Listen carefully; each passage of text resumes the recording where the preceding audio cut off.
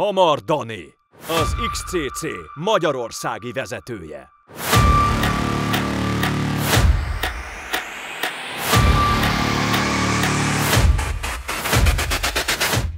Férfiakat visz ki a vadonba, ami megváltoztatja az életüket örökre.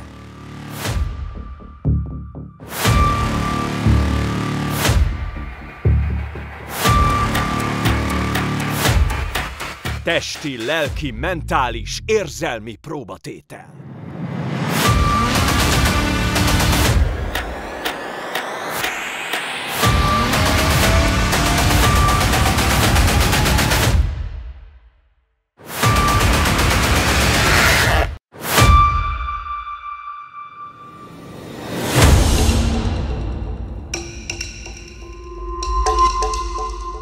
Sziasztok, itt vagyunk egy hegytetőn, fogalmam sincs, hogy hol. Egy GPS koordináta vezetett bennünket ide, Hamar Dani küldte nekünk, úgyhogy a pincérkemmel is látogatott erre a helyre. Ő ma itt tölti az éjszakát, úgyhogy mielőtt lemegy a nap, szeretném őt kifaggatni arról az elmúlt 3 évéről is, na meg az előzményekről is, amit most csinál, hiszen az ő élete méltán bizonyítja azt, hogy a férfiaknak érdemes rá odafigyelni.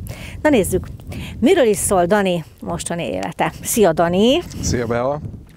Annyira örülök, hogy el tudtunk itt kapni a hegytetőn. Megmondom őszintén, egy kicsit zorra az időjárás. Milyen ez az érzés neked? Ennél durvább helyeken és durvább módokon szoktál aludni? Hát igen. Azt hiszem már hozzá vagyok szokva, tehát ez nem tűnik túl zornak most már ahhoz mérve, hogy milyen helyeken töltöttem az éjszakát, de otthonos, valami fölébred ilyenkor az emberben, bennem is. Mielőtt elkezdenénk a beszélgetést, én egy kicsit önző módon azt mondom, hogy kérsz egy forró teát, vagy egy kávét? Egy forró kávé azért jó lenne. Forró kávé, jó. Pincér! Mindjárt jön. Szóval nem volt ez mindig így az életedben. Egy kicsit mesélj a régmúltadról. Mennyire jellemzett ez a kijövök az erdőbe, vagy bárhova, és tüzet gyújtok, akármilyen idő is van? Hát semennyire. Semennyire?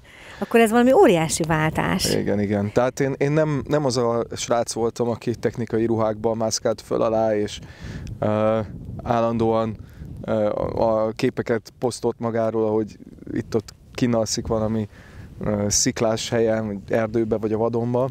Ehhez képest én szerintem háziasabb életet éltem. Azt sem mondhatnám, hogy a... Sziasztok! Hevasz! Szevasz, Dani! Szevasz, Soma! De jó látni! Téged is! Mit hozhatok? Én egy forró teát kérek. Aha, forró teát? Igen. Ebben a melegben? Igen. Én meg egy kávét, forró kávét. Jó. Teljesen, nem teljesen? Hát, ahogy sikerül? Ahogy sikerül. Jó, oké. Köszönjük. Sziasztok! Köszi szépen! Akkor ez egy óriási váltás. Igen, ez egy váltás, de... Azt szokták mondani, hogy az ember, amikor egy nagyot vált, akármilyen területen, az mindig kell egy katarzis. Volt ilyen katarzis akkor az életedben? Igen, bár azt hiszem nem a vadon a legfontosabb része ennek a váltásnak, bár fontos része, és elválaszthatatlan része, de az egész férfiassághoz való hozzáállás. Amit a vadon része képvisel, az az, hogy nem feltétlenül jó ragaszkodni a könnyebb, meg a kényelmesebb úthoz. Hogy jót tesz nekünk, hogy jót tesz nekünk az, hogyha nekünk férfiaknak, most így beszélek, hogyha növekszik az ellenálló képességünk. És ez fizikailag, meg érzelmileg, meg mentálisan is igaz. Szóval a váltás, ami nekem volt, ez tényleg radikális volt, de nem csak arra vonatkozott, hogy most már tudok kinn aludni a hidegben, vagy nem nagyon zavar, sőt, azt tudom mondani, hogy szeretem, hanem azt hiszem több zordságát az életnek könnyebben bírom, és kevésbé omlok össze tőle, vagy már nem omlok össze tőle. Csak nézem, ez a tea, igen. De igazából kinézetre majdnem ugyanolyan. Hát, az a kávé minőségéről is beszél sajnos. Valahogy megkevertem. Nem tudom, nem fáztok-e, hozzak-e fát? Hozhatok fát? Valami gyűjtsek valahogy? Valami szaladjak így be valahogy? Fa, merre vagy? Jó van, jó beszélgetés. Köszi. A Bibliában először Isten a férfiról akkor beszél, amikor még nem is volt ugye szülő. Ez egy profécia volt. akkor ugye azt mondja, hogy elhagyja a férfi apját és anyját, és ragaszkodik a feleségéhez. És ott beszél először az ige így, hogy elhagyja a férfi. Hogy gondolod, hogy ez az elhagyja a férfi, hogy Isten szemében akkor válik férfivé, amikor egy ilyen nagyobb lépést egy férfi meg tud tenni. Tehát ez a férfivá válás útjának egy fontos eleme, egy ilyen kardinális döntés, hogy kilép valahonnan és elkezd egy újat? De mutatja a férfiaknak a mostani válságát az, hogy ez konkrétan nem történik meg. Hogy rengeteg kutatás történik ez a most. Lesz? Tessék? Gondolsz a Mamako leszre? Igen, de nem az az összehasonlítás, hogy nem is tudom, hogy hány százalékkal, 20 vagy 30%-kal több nő egy adott generáció, egy adott korban, több nő van él már saját háztartásban, mint férfi. Tehát, hogy tényleg nem költöznek el, de ez nem csak a fizikai elköltözést jelenti, hanem azt, hogy bemeri vállalni a kockázatosat és az újat. Hogy bemeri vállalni a felelősséget leginkább, ez a szó. Mert ugye az apa és anya az azt is jelenti, hogy egy folyamatos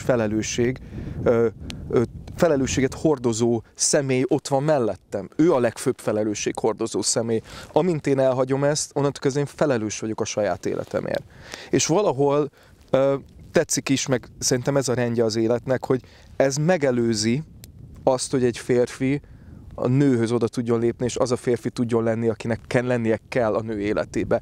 Hogy először férfivá érik, először lesz felelős, először független. Sokszor a pszichológusok azt mondják, hogy először megízleli a magányt, hogy már nincs család, meg apa és anya, és utána, ha ezt már tudja tűrni, úgy lép oda a feleségéhez, vagy a nőhöz, tehát a nő nem berakja ennek a pótlékaként a szülői szerepbe, az anya szerepbe, a biztonság szerepbe, a referencia szerepbe, az engedélyadó szerepbe, a felelős szerepbe, hanem ő már elfogadta, hogy ő képviseli ezt magába.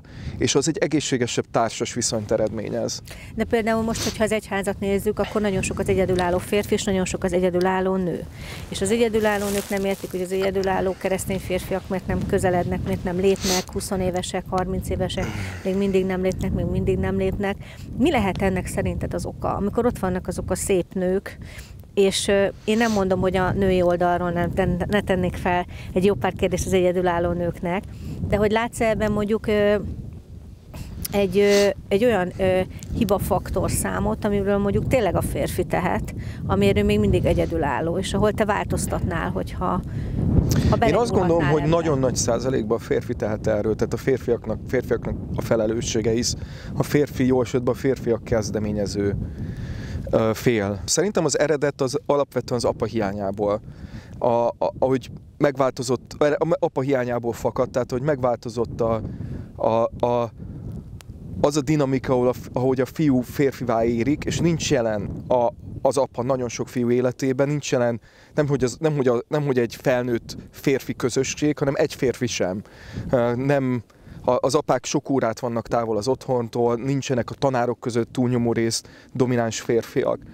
És a fiú a férfiasság mintáját a férfitól kapja meg, és utána a férfinak a szándékossága kell, vagy a férfiak közösségének a szándékossága, hogy a fiút a férfi érésre kényszerítse. Most ez hiányzik, vagy próbára tegye, vagy felhatalmazza, vagy visszaigazolja. Tehát ez rengeteg dolog, amiben a férfi bele tudja vezetni a fiút, hogy férfivá érjen. Ez hiányzik, ez nagy gond. Megváltozott az, hogy az élet, a társadalmi élet mit követel egy férfitól. Tehát régen tényleg a férfi erején múlott az, hogy élte egy család, mert a fizikai erejére és a kitartására volt szükség. Most nagyon sok szempontból megvan lehetőség enélkül élni. És aztán arról ne is beszéljünk, hogy maga a társadalom milyen fura utakra tért, ahol a férfi erő az már egy veszélyes, egy nem kívánatos, egy lenézett dologgá válik, hogy a filmek, a média mit közöl a férfiasságról, tehát nehéz, nincsen férfi kép. És akkor itt van az egyház, aki szintén küzd, és nem azért küzd, mert ők az okozója a problémának, ők ugyanattól szenvednek. Mi kultúra azonosak vagyunk nagyjából az egyház.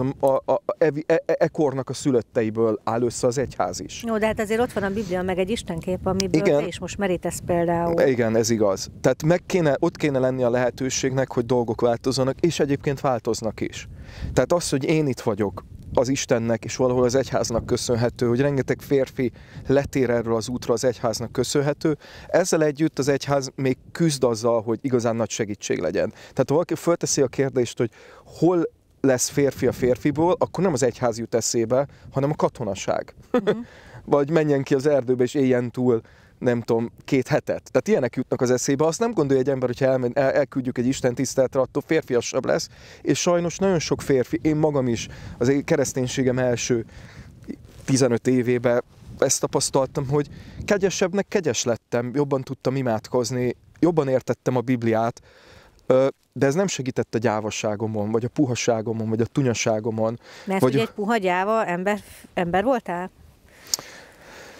Igen. Menekül a problémák elől? Hát igen. Vagy hát nem, bizonyos szempontból persze nekem is volt egy alapmaszkulinitásom, ami abból fakadt, hogy 4-en vagyunk fiúk, és így nevelkedtünk, de ennek egy része egy látszat volt. Tehát én mindig is egy karizmatikus ember voltam, aki a férfiasság látszatát kelti, és van, ahol sikerült is annak lennem, tehát valahol nem nagyon féltem, de az igazi bátorság az ott jelenik meg, hogy amikor át kell lépni a korlátokat, amikor bele kell menni abba a területbe, ahol lelepleződhet, hogy gyenge vagy inkompetens vagy. Nekem is voltak problémáim a felelősséghordozása, nekem nagyon sok problémám volt a döntésekkel, iszonyú mennyiségűt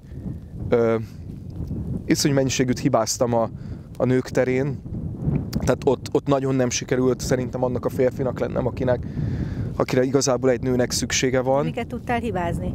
Nem voltál a kapcsolatban a vezető, vagy? Egy klasszikus hibát észrevettem, ami nem tudom, hogy... Én sok hibát láttam férfiakban, de a legjobban a sajátomat ismerem. És ezt is láttam megjelenni máshol, de nem mondom, hogy minden férfi ezzel küzd. Az én hibám a döntésképtelenség volt. És ez a párkapcsolatokban, ez abban jelenik meg, hogy vagy abban jelent meg nálam, tehát nem akarok általánosítva kimenekülni a kérdésed célzottsága elől, hogy abban jelent meg nálam, hogy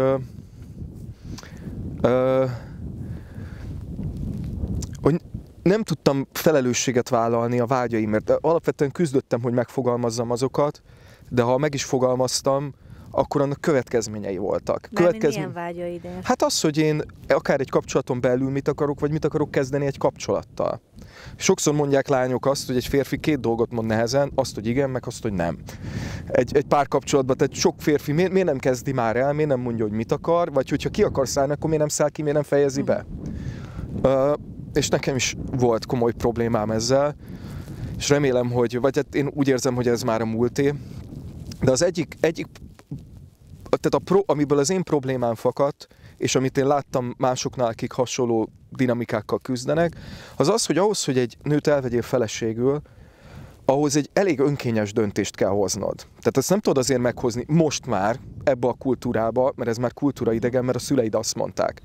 Vagy a gyülekezeti a lelkészed azt mondta, vagy a haverjaid azt mondták, tehát ők tudnak hozzáfűzni gondolatokat, hogy milyennek látják a kapcsolatodat, milyennek látnak téged, hogy hogyan hozol a döntéseket, milyennek látják a nőt, de végül neked kell meghozni a döntést egy nagyon-nagyon furcsa dologra alapozva, hogy mit akarsz, mi tetszik, mihez van kedved. Tehát De miért a férfi nem tudja, hogy mihez van kedve, vagy mit akar? Én nem mondom, hogy a férfi. Idézőjelbe, tehát te nem tudod, hogy mit akarsz egy kapcsolattól? Hát nem. Ami úgy nem szól, hogy házasság, gyerek, család, nem rendesen. De és ez nem arról szól, hogy az ember attól fél, hogy házasság, gyerek. Van, aki ettől fél.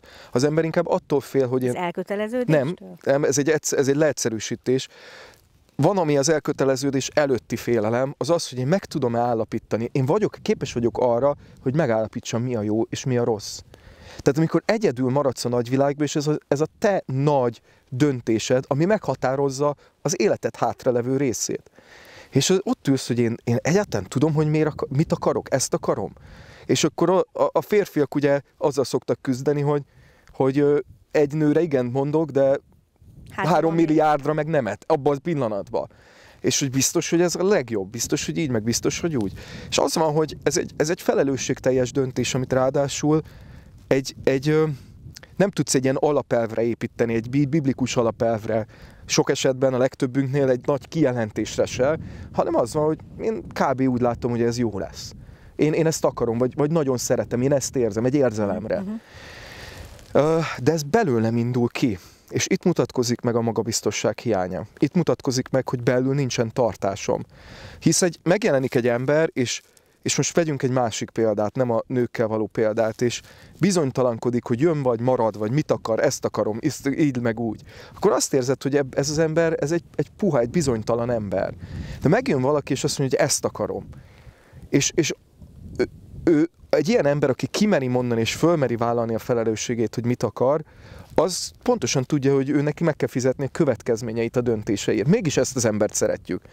Ő nem azért mondja, mert ő jobban tudja, hogy mi a tökéletes, hanem már könnyebben vállalja a felelősséget, jobban ismeri magát, és tudja vállalni a felelősséget a döntéseiért. De ez gyerekkorban hogyan lehet kialakítani, ha mondjuk még sincsen egy apukád, mert elváltak a szüleid, vagy van egy apukád, de mégis dolgozik állandóan, nem vagy otthon.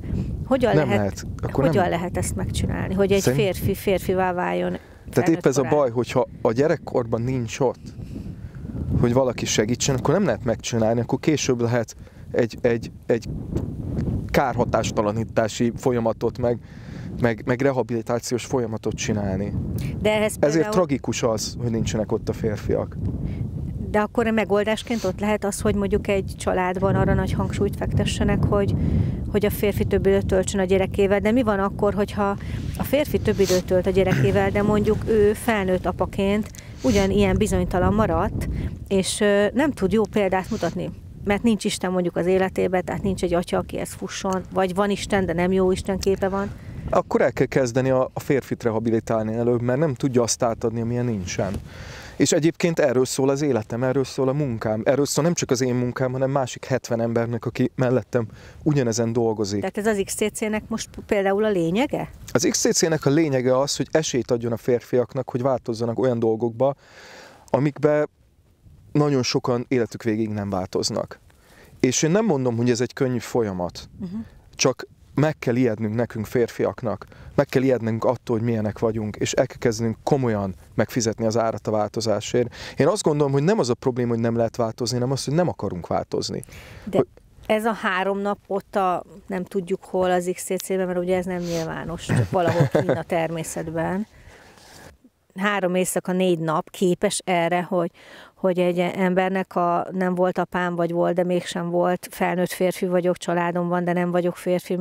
Képes egy ilyen változást elindítani? Neked képes volt? Mert 3 éve vagy ennek a programnak az élén.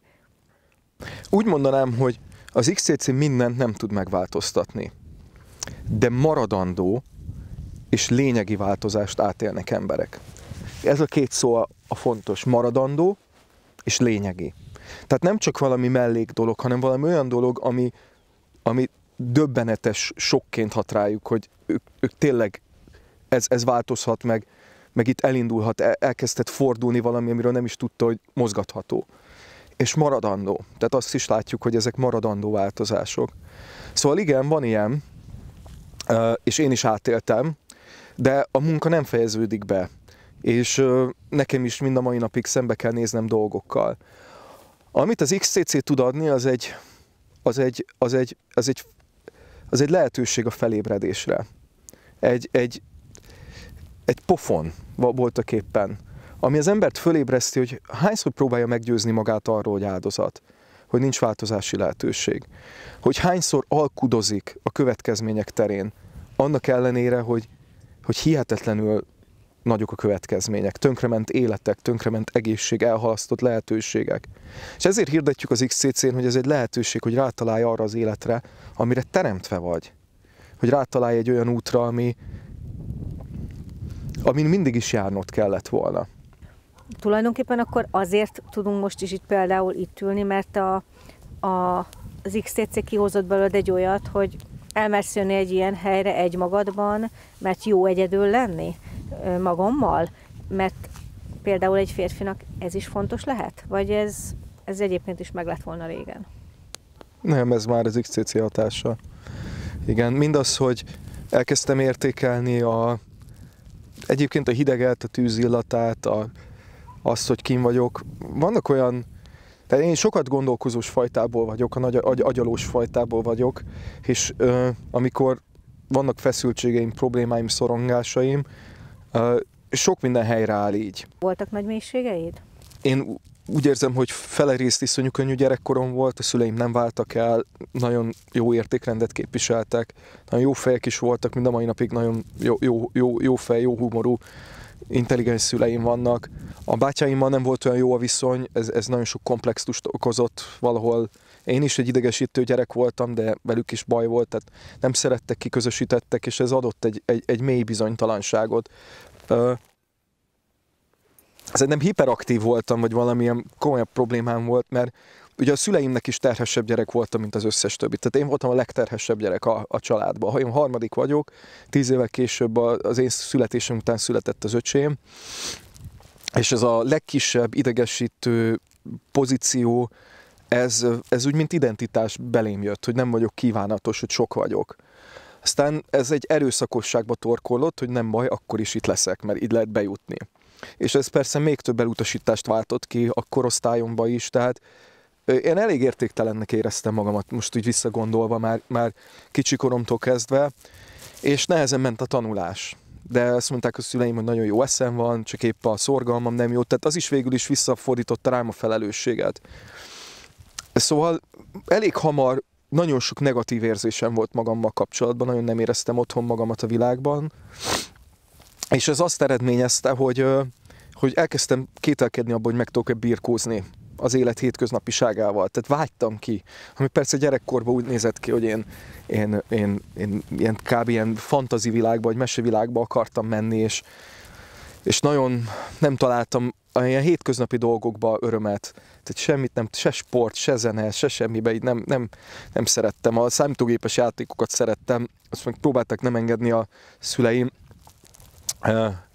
és még akkor ez még nem is volt olyan probléma, mint most. És akkor ott volt a gimnázium, vagy a középiskola, amikor már ezek elkezdtek súlyosodni.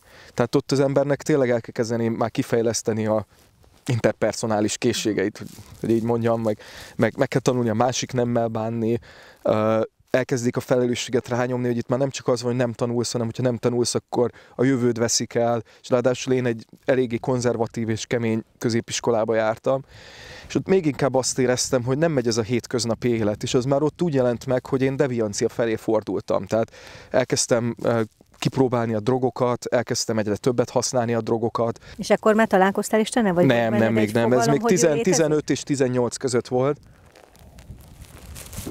A kemény konzervatív gimnáziumban én voltam a fekete bárány, otthon én voltam a fekete bárány, közben a drogos haverjaim között, meg én még mindig idegesítőnek szántam, nem tudtam nemet mondani, nem tudtam határt szabni magamnak, én voltam az, aki állandóan túltolta a dolgokat, tehát igazából egy nagy darab szarnak éreztem magamat, és tényleg rüheltem magamat, lányokkal sem ment semmi, soha rendesen, állandóan azzal próbálkoztam, aki nem akart engem, aki akart engem is rendes volt, azt összetörtem a szívét, meg kidobtam, meg megaláztam, és egy idő után már csak az ment, hogy tényleg szívtunk, meg röhögtünk.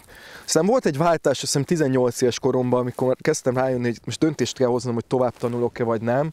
És akkor elkezdtem komolyabban gondolkozni azon, hogy lehet-e ebből kiszállni, meg vissza kéne fogni, főleg a szintetikus drogokkal, vissza kéne lépni ebből, és akkor elmentem a bölcseleti drogok felé, és erről nem akarok sokat beszélni, de aki drogozott, vagy aki most van ilyenben, az ismeri ezt, ezek a pszichedelikus szerek, LSD, halucinogénok, amiktől az embereknek van egy elképzelésük, hogy tényleg valódi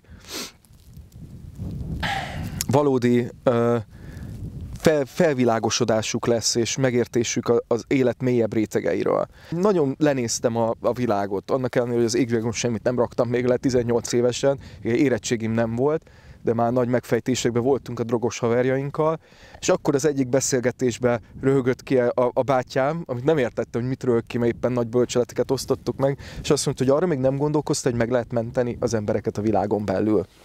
És így kezdődött a mi beszélgetésünk amúgy Krisztusról.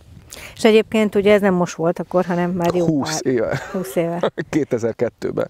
Látom, hogy közben megjött a pincérünk. Igen, bocs, hoztam egy kicsit még a tűzre, mert látom, hogy annyira belemerültetek. Kérdezhetek én is valamit? Dani, mi azért 1000 éve ismerjük egymást. Na jó, 1000. -1. Egyrészt nagyon örülök, hogy itt vagy velünk, és tudod, hogy nagyon bírlak. De. Mondhatod azt, de. Nem, csak hogy lehet, hogy tehát jogod van azt mondani, hogy na erre a kérdésre lehet, hogy mit tudom én, nem akarsz válaszolni, nyugodtan mondhatod azt, hogy nem. Viszont ha igen, akkor meg nagyon kíváncsi lennék rá, hogy mit válaszolsz. Szóval mi az, amit te az életben megbántál? Ez az egyik, kérdésem egyik fele. Ha van ilyen egyáltalán. Illetve, na mi az, amit még te sem mersz megtenni?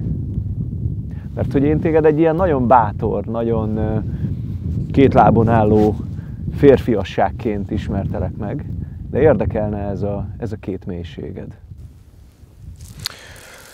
Hát amit nagyon megbántam egyébként, most már visszatekintve ez a drogos időszak, mert nagyon sokan azt mondják, hogy mennyire vagány dolog egy ilyen háttérből megtérni, ahhoz képest, hogy keresztényként nősz föl. És nincsenek tisztában azzal, hogy milyen szinten maradandóan átalakulnak az embernek a kategóriái, és az átalakulást egy beteg átalakulásra, egy torzulásra mondom, hogy idegrendszeri, gondolkozásbeli maradványok vannak, intimitás problémák, függőség, ami nem egy szertől van, hanem a függő, önjutalmazó hozzáállás az élethez, hogy iszonyú nehéz volt megtanulni, késleltetni a vágyaimat, és nagyon örültem volna, ez más lett volna. Bár csak én 10 évesen megtanulok barátkozni, megtanulok kitartani, megtanulok késleltetni a vágyaimat, megtanulok megharcolni dolgokért. Én azt érzem, hogy vannak dolgok, amit most 20 évvel később csináltam végig. Tehát 35 és 38 között nőttem föl, amit vannak emberek, akik megcsinálnak 15 és 18 között. Ez akkor, amikor az XTC bejött az életedbe? De már előtte is, tehát itt sok folyamat elindult bennem úgy 28 és 38 éves korom között, ami főleg a jellemem mélyebb éréséről szólt, meg ezeknek az alapkategóriáknak a felismeréséről, hogy alapvetően attól, hogy hívő lettem és megtértem, attól egyáltalán nem változott meg minden egyik pillanatra a másikra.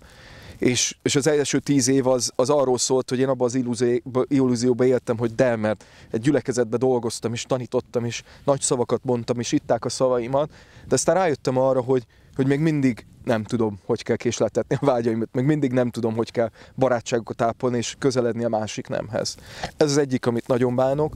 A másik az, hogy az elmúlt, tudom én, 15 év alatt szerintem volt 5 nő az életemben, és mindegyiket nagyon megbántottam, és ezt nagyon sajnálom. És nagyon sajnálom, hogy főleg tehát minél korábbra megyünk vissza, annál akuttabb volt az a probléma, hogy nem döntöttem, hogy húzavonálba benne hagytam egy nőt, a nők nagyon-nagyon tudnak reménykedni, nagyon tudnak szeretni, és azt mondani, hogy én szeretek, és kitartok, és reménykedek, akkor ebből lehet valami. Miközben kint szenvednek, és nem lett semmi. És én ezt megcsináltam több nővel, és ezeket nagyon szégyellem, bárcsak nemet mondtam volna hamarabb, vagy bárcsak igent mondtam volna annak minden következményeivel együtt. Mert nem tudtál dönteni azért? Hát igen, nem olyan sok esetben nem tudtam dönteni. És ezt nagyon szégyeltem mindig is. Nem is az, hogy szégyeltem, bántam. Bántam, hogy elvettem éveket emberektől, és bántam, hogy elvettem éveket magamtól, és talán a legnagyobb fájdalmam most az életben az, hogy úgy érzem, hogy nem fognak találkozni a gyerekeim a szüleimmel.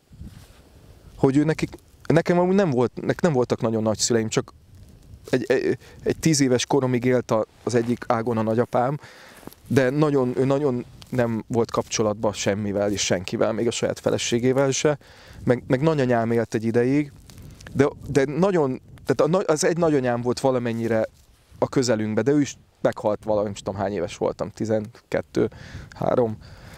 És... De miért gondolod azt, hogy nem fogsz találkozni, a gyerekeid nem látják a szüleidet? Mert megöregednek. Mert... Olyan sokára tervezel a gyerek? Nem, mert már most öregek. De én egy harmadik gyerek vagyok. A bátyámnak van egy 15 éves gyereke. A 10 évesek a testvéreim gyerekei. És én nem vagyok 15 évvel fiatalabb, mint a bátyám, én 5 évvel vagyok fiatalabb, és nincs 10 éves gyerekem. És 38 éves vagyok, és ugye nincsen gyerekem, és ez egy fájdalmas dolog. Tehát bárcsak ezt máshogy csináltam volna ezt a területét az életemnek, bár most belátom, hogy ennyi idő kellett, hogy azokat a sebeket és azokat a hiányokat, amik az én életemben ott voltak, azokat földolgozzam és túl legyek rajtuk. De igazából sajnos, sőt, inkább azt mondanám, hogy lehetett volna ezt gyorsabban csinálni, ha hamarabb bevállalom a harcot, ha nem menekülök, ha nem fontos nekem az, hogy jobban, hogy ne lepleződjek le, mint az, hogy megváltozzak, ahogy mondom, hogy nagyon sok férfinak sajnos fontosabb. Szóval ezt bánom. És mitől félsz, ahogy a Soma kérdezte? Én úgy érzem, hogy mostanában nem kötöz meg a félelem. Tehát én már az elmúlt pár évemet én úgy élem, hogy nem tendálok a kevésbé félelmetes döntésekre és a félelmetestől, hanem pont a múlt miatt megijedtem annyira, hogy nem akarom tovább odázni a bukástól való félelem miatt. Tehát én úgy érzem, hogy a legfélelmetesebb döntéseimet mostanában, vagy a legfélelmetesebb dolgokat most ebbe bevállalom. Tényleg. És az természetesen nem az, hogy kinnaludjak egyedül a vadonban. Tehát egyébként ez abszolút nem egy félelmetes dolog. Vagy bizonyos szempontból lehet, hogy az. A félelmetes a hétköznapi élet. Na, az félelmetes, és a hétköznapi életnek a felelősségeit elhordozni. És ezt mindnyájan tudjuk. Gondolom félelmetes a gyereknevelés bizonyos szempontból, félelmetes elköteleződni egy ember felé egy életre. Félelmetes azt mondani, hogy ebbe az irányba megyek, és azon az úton akkor már sose fogok menni. Karrierben, félelmetes konfrontálódni. És ezeket mostanában próbálom bevállalni. De a kérdés, hogy mitől félek, ezektől mind félek. De a bátorság az nem a félelem hiánya, hanem amikor az ember elkezd valamit fontosabbnak tartani, mint a saját félelmét. Tehát én félelmet élek át mindeközben, csak most már próbálok nem passzív maradni a félelem miatt. Hát kösz. Itt sokkal jobb a tűz közelében. Igen, nyugodtan. Zárszóként, ha most így a férfiak néznek bennünket, akár hány évesek is, legyenek gyerekek, fiatalok, felnőttek, érettek, apák, nem apák, mi az, amit tudnál nekik javasolni? Mi az a leges legfontosabb lépés, amivel tudnak győzelmekre halmozni? Egy szó, ami engem megfogott egyébként, én ki is akarom mondani, hogy ezt a szót nem én találtam, tehát a szót ugye senki nem találta ki, így, de akitől hallottam is, az engem nagyon megfogott évekkel ezelőtt, az Bedő Imre volt. Ugye ő is eléggé sokat foglalkozik a férfiasság kérdésével, előadásokat tart, ki szereti őt, ki nem szereti őt, de egyben nagyon igaza volt, amikor azt mondta, hogy a férfiassághoz mindig szándékosság kellett. És gyerekkorban az idősebb férfiak szándékossága kellett, hogy rákényszerítse a fiatalabb gyereket. És amikor ez elmúlt, és már nincs ott az apám, hogy ezt megtegye, akkor megmaradt egy férfi a közelembe, és az én vagyok. És az én szándékosságom kell, és én sokat gondolkozom ezen, hogy a szándékosság a legfontosabb dolog, hogy rájövök arra, hogyha én akarom, akkor dolgok változhatnak. És a kérdés nem a lehetőségekről szól, hogy milyen a feleségem, hogy milyen a gyülekezetem, hogy milyenek a barátaim, hanem arról, hogy akarom-e a változást, hogy ki akarom-e fizetni a változásért az összeget. Tehát mindenek előtt a szándékosság az, amit a férfiba föl kell kelteni, és egyébként az XCC azért olyan, amilyen, mert mi a férfiak szándékosságára hajazunk. Sokan kérdezik, hogy miért jó ez nekem, meg miért menjek, és azt mondom, hogy én nem mondtam, hogy jó. És még azt sem mondom, hogy feltétlenül, hogy el kell jönnöd. Akarsz eljönni? Tehát te akarsz változni? Akarsz szembenézni magaddal? Akarsz átélni egy extrém dolgot, ami megmutatja a jellemedet? Ha igen, akkor gyere el. De én nem leszek az apád, mert ennek az időnek már vége van. Itt most már te szándékosságodra van szükség. Én nem tudlak beíratni. Én nem tudlak rákényszeríteni. Erre már magadat kell rákényszerítened. Hogyha ez mind megvalósul, akkor szerinted vonzóbb lesz az egyház a férfiak számára? Igen, és én látok is közösségeket. Egyébként most nem akarok ennyire marketinget nyomni, de én látom a közösségeket, ahol vannak férfiak, akik jártak az XCC-n. Én látom a különbséget. Én látom azt, hogy miben más ez, amikor a férfiak elkezdik fölvállalni magukat, a szerepüket, azt, hogy vannak dolgok, amiket csak ők tudnak megcsinálni, mert csak ők felelősek. Szóval van remény az egyháznak, én nagyon is azt gondolom, sőt a Magyar Egyháznak kifejezetten van reménye, mert az XTC nem azért sikeres, mert valami iszonyat nagy marketingfogást megfogtunk. Mi annyit szoktunk mondani, hogy figyelj, gyere el, nem mondjuk meg, hogy milyen a program, és nagyon rossz lesz. És van még valami hozzáfűzni valót? Nincsen. Jó, akkor írjál föl. Ki az, aki egy ilyen programra elmegy? Gyere, fizessél, rossz lesz, de hogyan? Azt nem mondom el. Ki az, aki erre el akar jönni? A férfiak, mert tudják, hogy baj van, mert nagyon sokan érzik azt, hogy szeretnének változást. És ez reményre ad okot egyébként. Hát ez egy nagyon szép zárszó volt, hogy kell a változás, és ez reményre ad okot. Úgyhogy én köszönöm, hogy itt voltál az egész stáb nevében, annak ellenére is, hogy nagyon-nagyon fázunk, de hát ez az extrémitás kell nekünk is. Sok itt a férfi ebben a stábban, de nőként azt mondom, hogy akkor is megérte, úgyhogy továbbiakban nagyon-nagyon sok erőt kívánok neked, legyél még férfiasabb, segíts sok férfit ahhoz, hogy ezt el is érjék, meg jó éjszakát neked itt majd a tűz mellett az erdőben, vagy nem is tudom, ezen a hegytetőn. Én meg köszönöm, hogy bevállaltátok, hogy kijöttök ide, hogy bevállaltad, hogy végigülöd velem ezt az időt. Ezt a meleg fotelt. Nagyon szívesen. Igen. Jó lenne most kint aludni, én is úgy szívesen fölverném a sátomat, aztán Két azért nem személyes a bújnék sátor. mellé, nyugi, nem bújnék mellé, semmi ízé, de tök jó lenne most itt kint aludni. Úgyhogy jó éjszakát neked! Köszönöm Jó szépen! éjszakát, én nem szeretnék itt kint aludni, úgyhogy kedves nézőink, nagyon köszönöm, hogy itt voltatok velünk, Isten áldjon benneteket, és ne felejtjétek, szüksége van az egyháznak, a családnak és az egész világnak erős férfiakra, úgyhogy hajrá, fogjatok bele akár az XTC-vel vagy anélkül, de teljesen mindegy, a lényeg az, hogy a férfiaknak férfiassá kell válni, és akkor minden happy lesz. Köszönöm, hogy itt voltatok, legyetek nagyon áldottak, és tartsatok velünk a továbbiakban is.